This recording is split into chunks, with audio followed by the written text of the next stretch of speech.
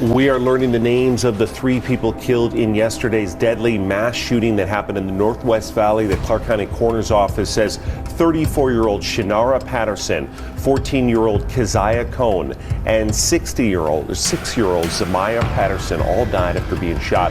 Police say the shooter, Marvin Ray Patterson, then turned the gun on himself. An 11-year-old boy also shot. A family member telling 8 News Now the boy is clinging to life.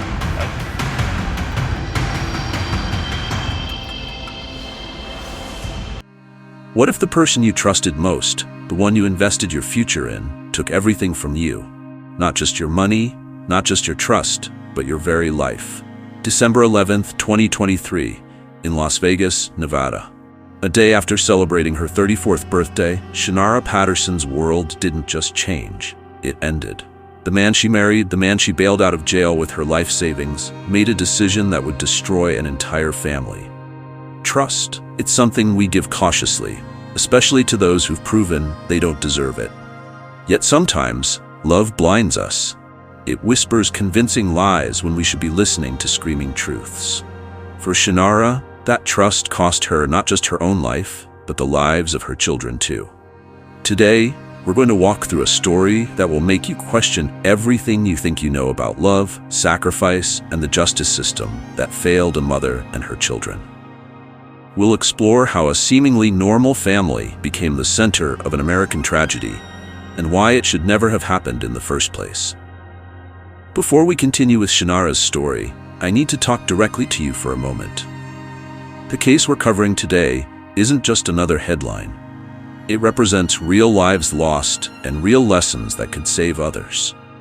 If you believe these stories deserve to be told, if you think these warnings need to be heard, hit that subscribe button right now. Join our community of people who don't just consume true crime, they learn from it. Every subscription helps us reach someone who might be living through their own version of Shinara's story right now. Someone who might still have time to change their ending.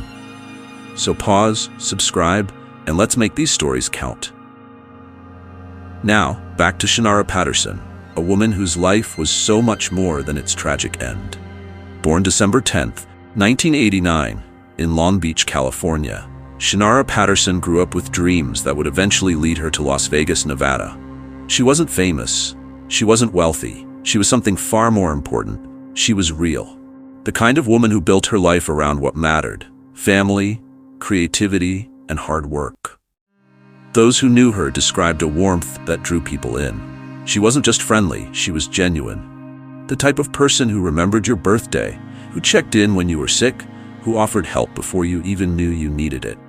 Shinara moved through life with purpose, balancing ambition with compassion in ways that impressed everyone around her. On-Point Customs, that was Shinara's pride and joy. A small business she built from nothing but creativity and determination. Custom clothing, party favors, personalized snacks. She created pieces that made special moments even more memorable. Her talent extended to cosmetology too, particularly hair braiding, where her skilled hands transformed the ordinary into art. On social media, Shinara didn't just showcase her business, she shared her life. Not with polished perfection, but with authentic joy. Her posts celebrated small victories: a new braid style mastered, a custom order completed, a child's milestone reached. She wasn't building a brand so much as she was building a community, one genuine connection at a time. But nothing defined Shinara more than motherhood. Her 3 children, 14-year-old Keziah Cohn, 11-year-old Derek Cox, and 6-year-old Zamaya Patterson, were the center of her universe. Every decision, every sacrifice, every late night spent working on custom orders, it was all for them. She wasn't just present for the big moments. She was there for homework struggles, for skinned knees, for bedtime stories. Friends recall how she spoke about her children, with a mixture of pride and hope that revealed her deepest values. She wanted them to grow up feeling both loved and capable, protected but prepared for the world. Her sister, Michaela Bernuti, was her partner in this journey.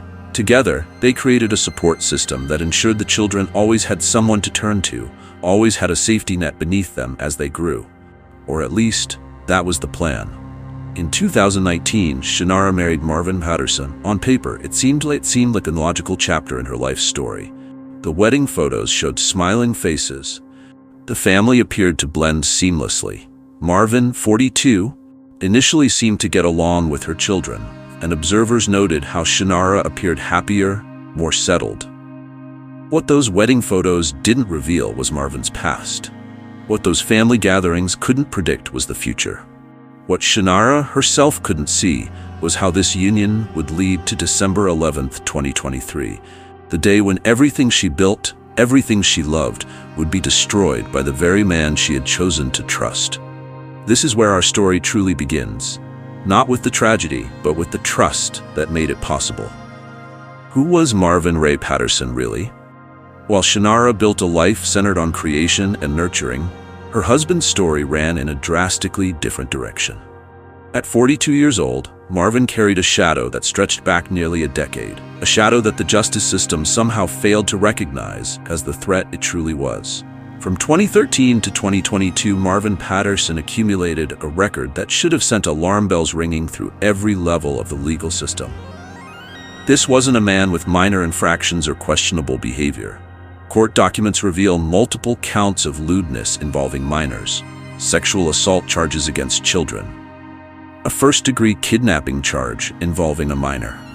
These weren't isolated incidents. They formed a pattern spanning almost 10 years. Think about that timeline for a moment. For nearly a decade, allegations followed this man. Yet somehow, despite the severity and consistency of these accusations, Marvin Patterson remained free to walk the streets of Las Vegas, free to form relationships, free to move in with a woman and her 3 vulnerable children. How does someone with such serious charges manage to avoid serious consequences? The answer lies in a judicial decision that, in retrospect, appears catastrophically misguided. Initially, the court set Marvin's bail at $100,000, an amount that reflected the gravity of his alleged crimes. This substantial figure would have kept him behind bars, away from potential victims, away from Shinara and her children. But then came a pivotal hearing where everything changed. During this hearing, the judge made a decision that would ultimately cost 4 lives. The bail amount was slashed dramatically, from $100,000 to just $10,000. The justification? A legal principle emphasizing the least restrictive means necessary to ensure a defendant appears for trial. The court determined that house arrest with electronic monitoring would suffice for a man accused of multiple sexual crimes against children. This is where Shinara made a decision born of either profound love or tragic misunderstanding. She chose to believe in her husband. More than that, she invested in that belief, literally. Using her life savings, money that could have secured her children's future, expanded her business, or provided an emergency fund, she paid Marvin's reduced bail. Let me say that again. Shinara Patterson took the money she had carefully saved as a single mother building a small business, and she used it to free a man charged with crimes against children. The same categories of crimes that, had she known the full extent of his history, might have made her keep her own children far away from him. With bail paid, Marvin returned home under house arrest. The monitoring device on his ankle was supposed to ensure compliance with the court's orders, but these devices can only track location. They can't monitor intentions. They can't predict violence. They can't protect a family sleeping under the same roof as the person wearing them. From the outside, the Patterson household maintained an appearance of normalcy after Marvin's release. Neighbors didn't report disturbances. Social media posts continued to show family moments. Shinara kept running her business, kept braiding hair, kept caring for her children. But beneath this outward appearance, pressure was building. With each passing day, Marvin's legal situation grew more precarious. The evidence against him mounted. The possibility of significant prison time loomed larger. And still, he remained in that apartment with Shinara and her children, his movements restricted, but his actions unmonitored. The justice system made a critical calculation error. They had assessed the risk that Marvin might flee before trial. They had determined measures to prevent that escape, but they had failed entirely to assess the danger he posed to those closest to him. A woman who had emptied her bank account to free him and the children who lived under his roof. This wasn't just a failure of one judge or one hearing. It was a systemic blindness to the connection between crimes against children and the potential for domestic violence. It was a procedural gap that prioritized a defendant's freedom over a family's safety. And for the Patterson family, it was a misjudgment that would prove fatal. December 11th, 2023, a date that should have carried the glow of celebration, just one day after Shinara's 34th birthday. Perhaps there were still birthday cards on display in the apartment, maybe leftover cake in the refrigerator, the normal remnants of a life being lived and celebrated. But for Marvin Patterson, this day had been marked for something else entirely. The morning began with what would later be recognized as the first signal of the horror to come. Marvin Patterson composed and sent a text message to a close family member. The content of this message wasn't a casual greeting or birthday wish. It was a message that immediately raised alarms, suggesting imminent danger. This wasn't an impulsive outburst. The timing, the day after Shinara's birthday, points to calculation, to waiting for a specific moment. Inside their Las Vegas apartment at the Loretto and Palacio complex, as the city bustled outside unaware, Marvin Patterson had made his decision.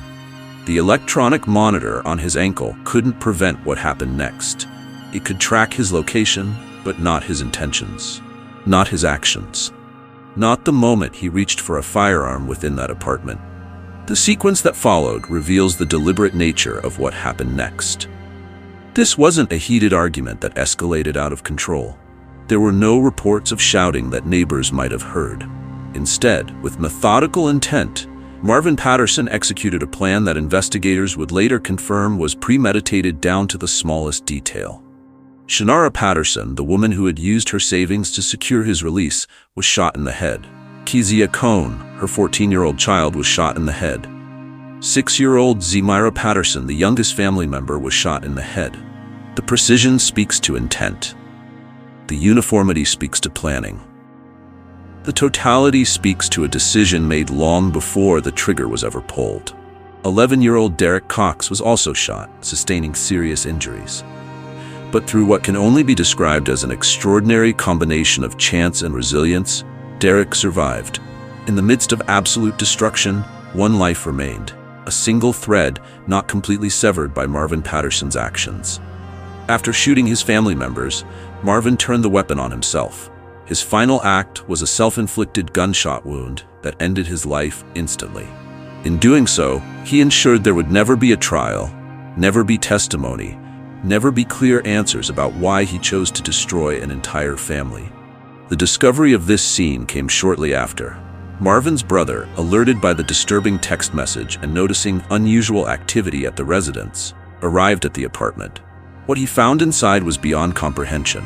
A family destroyed, lives ended, blood where there should have been birthday celebrations. His immediate call to emergency services set in motion the official response to a tragedy already completed. First responders arrived quickly at the Loretto and Palacio complex. Police officers, paramedics, and emergency medical technicians entered an apartment that had transformed from a home into a crime scene in the span of minutes. Their training couldn't have prepared them for what they encountered. 3 people confirmed dead from gunshot wounds, another critically injured, and the perpetrator also deceased. The immediate focus turned to young Derek, the sole survivor.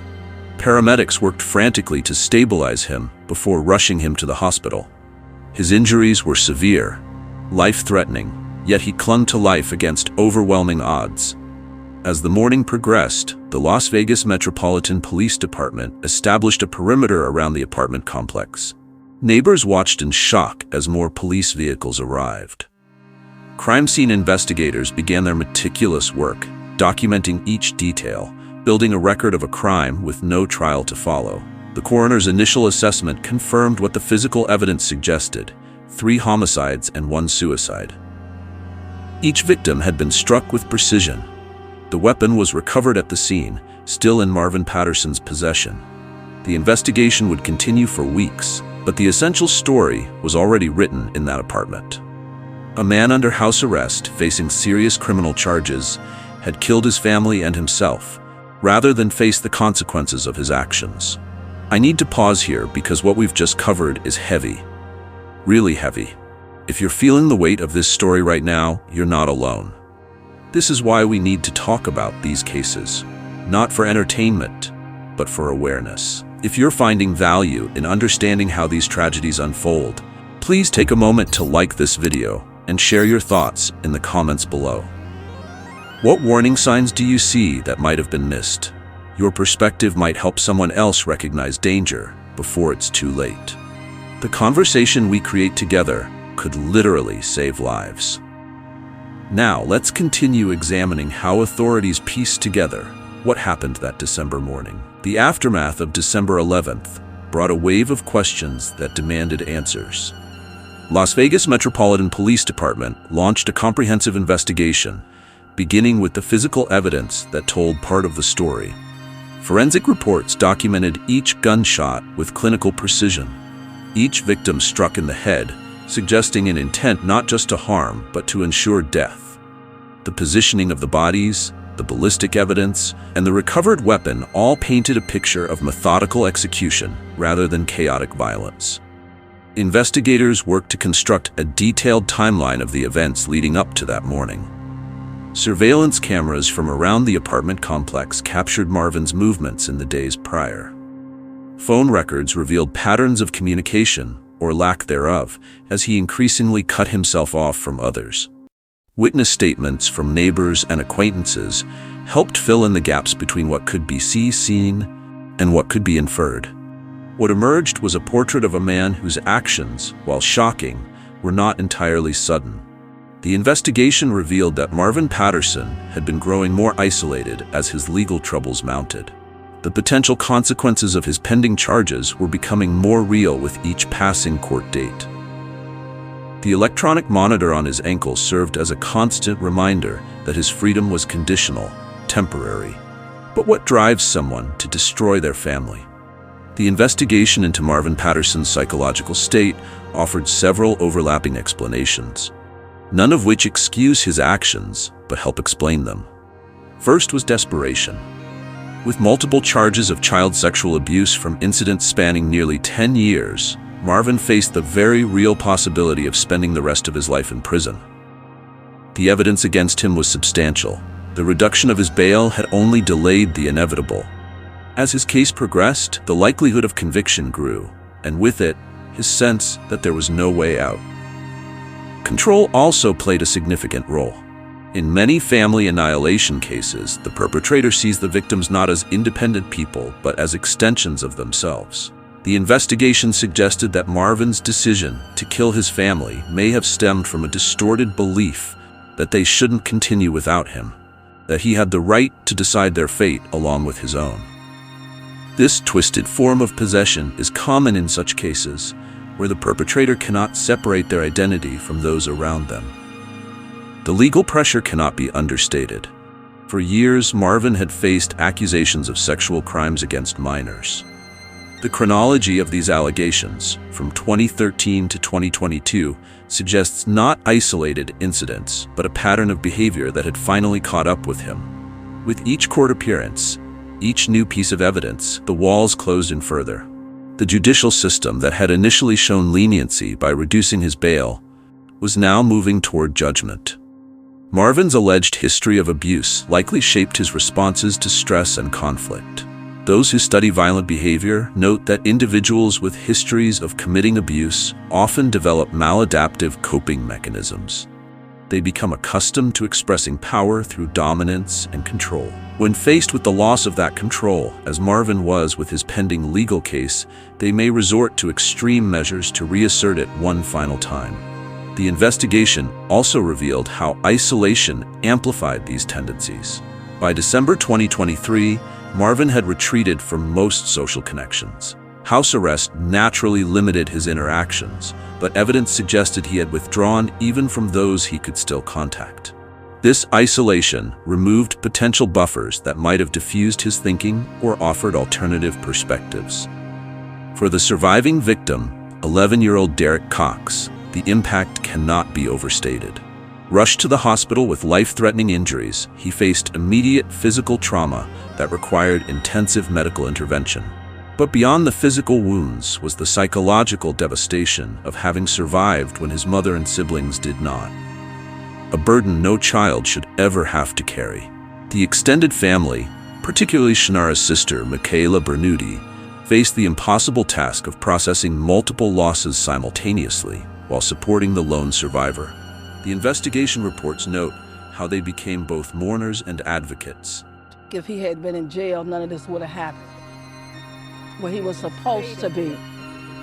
I don't think they should have let him out at all. Working with authorities while beginning the long process of rebuilding what remained of their family structure. What makes this case particularly tragic is how clearly the evidence points to preventability. The investigation concluded that with different judicial decisions, a higher bail, more restrictive monitoring, or removal from the household, the outcome might have been entirely different. The evidence didn't just tell the story of what happened on December 11th. It told the story of what could have been prevented long before that date.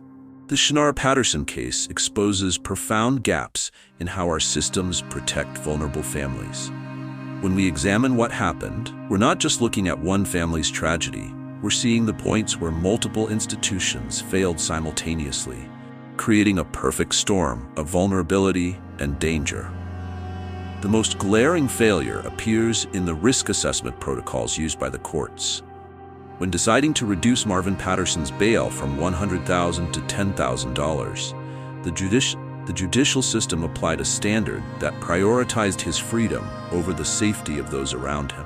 This approach reflects a broader problem.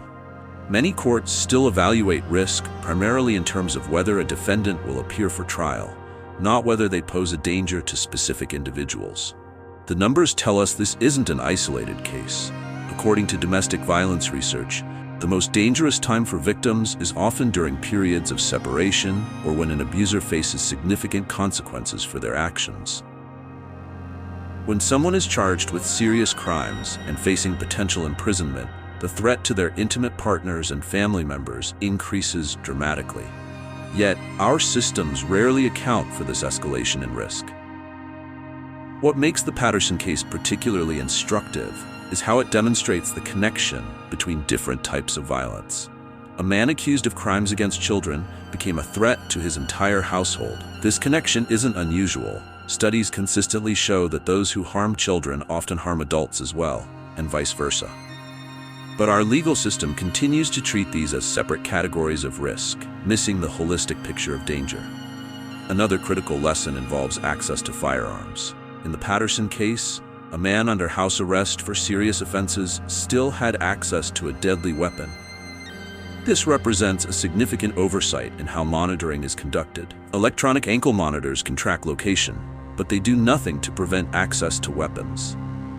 More comprehensive approaches would include regular searches of the residence and strict prohibitions on firearm possession for anyone with a history of violent allegations. Abuse often hides in plain sight. Shinara Patterson's life appeared stable from the outside.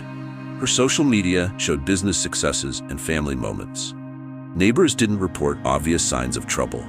This illustrates how domestic danger can exist beneath a seemingly normal exterior.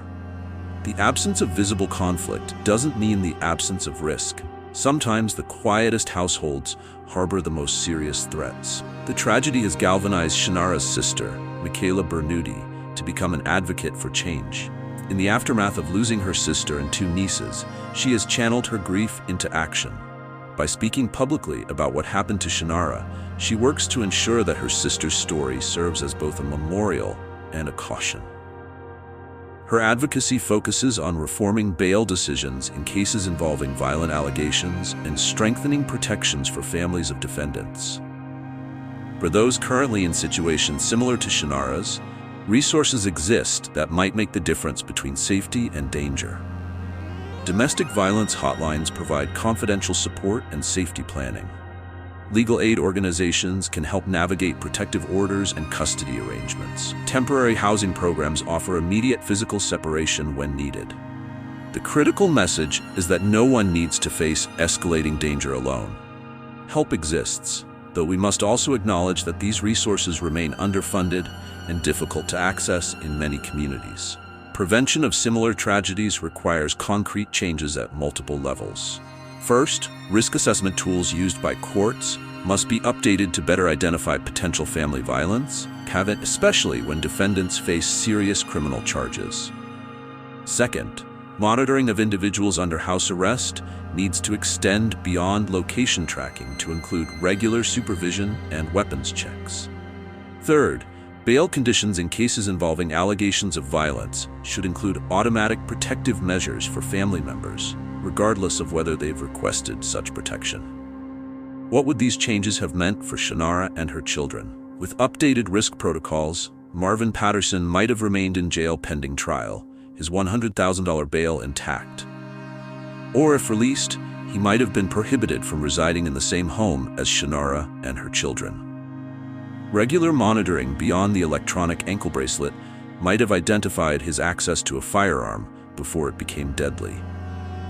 Any of these interventions could have prevented the events of December 11, 2023. Shinara Patterson's legacy extends beyond the tragedy of her death.